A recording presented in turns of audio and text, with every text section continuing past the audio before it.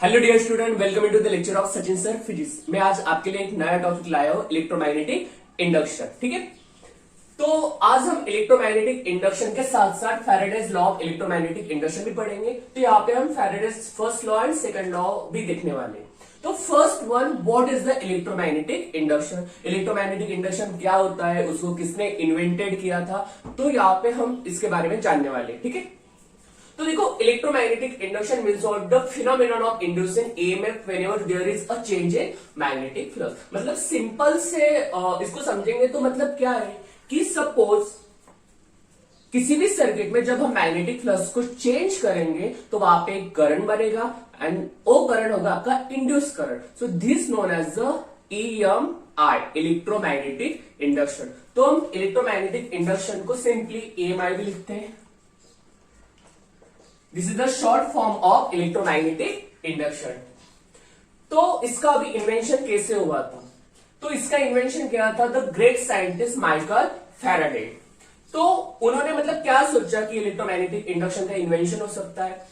तो हम उससे पहले इलेक्ट्रोमैग्नेटिक इन्वेंशन से पहले हमें ये बात तो मालूम थी कि जब भी किसी कॉइल में करंट प्रोड्यूस होता है, मान लो कि दिस इज द कॉइल।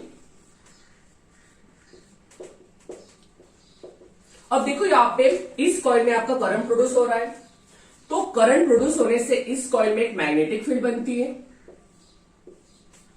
ये इन्वेंशन हमें इलेक्ट्रोमैग्नेटिक इंडक्शन से पहले मालूम था कि जब भी किसी कॉइल में करंट प्रोड्यूस होता है तो हमें वहां पे एक मैग्नेटिक फील्ड प्रोड्यूस होती है। सो करंट से हमें मिलती है एक मैग्नेटिक फील्ड। तो उन्होंने सोचा क्या मैग्नेटिक फील्ड से करंट मिल सकता है, क्या मैग्नेटिक फील्ड से करंट मिल सकता है। फिर इन्होंने इस पे काम करना शुरू कर दिया और हमें दो बेहतरीन लॉ दिए, Faraday's first law and Faraday's second law. देखो अभी फैराडेज फर्स्ट लॉ क्या कहता है। Okay, so Faraday's law of electromagnetic induction. तो हम फैराडेज का फर्स्ट लॉ देखेंगे। The Faraday's first law is electromagnetic induction. देखो मैंने यहाँ पे EMI लिखा है। EMI मतलब आपको समझ में आना चाहिए कि electromagnetic induction. So whenever magnetic flux link with the circuit changes induce EMF is produce. तो हम इसको एक डायग्राम के थ्रू समझते हैं। मान लो मैंने एक सर्किट लिया, यहाँ पे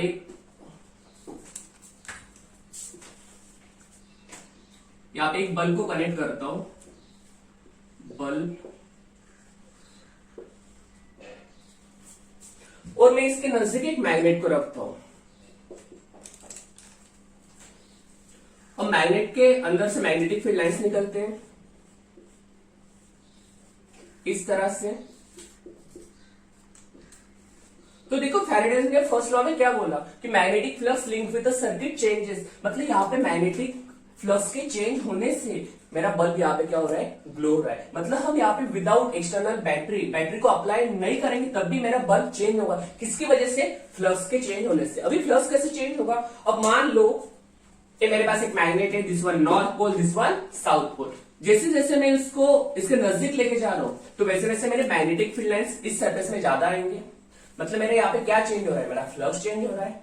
अब जैसे जैसे मैं इससे दूर जा रहा हूं सर्किट से, तभी भी मेरा फ्लक्स यहाँ पे क्या हो रहा है, मैग्नेटिक फील्ड लाइंस मेरे कम हो रहे हैं, लेकिन मेरा फ्लक्स तो क्या हो रहा है, चेंज हो रहा है। तो मतलब आप इसको नजदीक लाओ या इससे दूर करो, लेकिन मुझे यहाँ पे बल्ब क्या हो रहा है, ग्लो हो रहा है। मतलब उसने फर्स्ट लॉ में यही बोला कि जब मेरा फ्लक्स चेंज होता है तब मुझे वहां पे मिलता है इंड्यूस करंट, और एक इंड्यूस करंट से वहां पे एक इंड्यूस वोल्टेज भी मुझे क्या होता है, वहां पे मिलता है। मतलब यहाँ पे मैं विदाउट बैटरी का अप्लाई नहीं करूंगा तभी भी मेरा बल्ब क्या होगा, यहाँ पे ग्लो होगा। यही फैराडेज का क्या है, फर्स्ट लॉ है।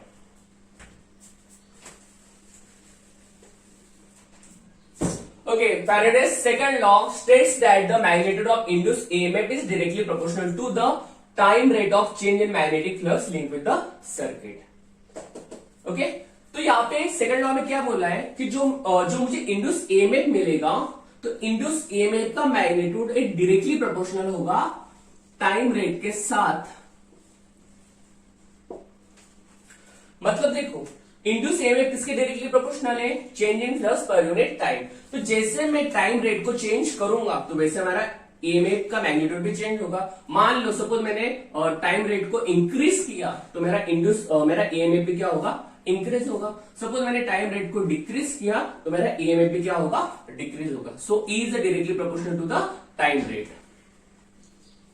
डायरेक्टली प्रोपोर्शनल को हटाना है तो वहां पे आएगा constant d5b bye dt।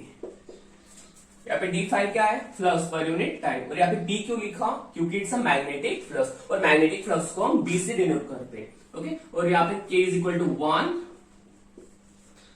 So E is equal to d5 by dt and the sign is minus. तो यहाँ पे देखो हमने माइनस साइन को लिया है, तो यहाँ पे हमने माइनस साइन को क्यों लिया है, तो बाय लेंज लॉ।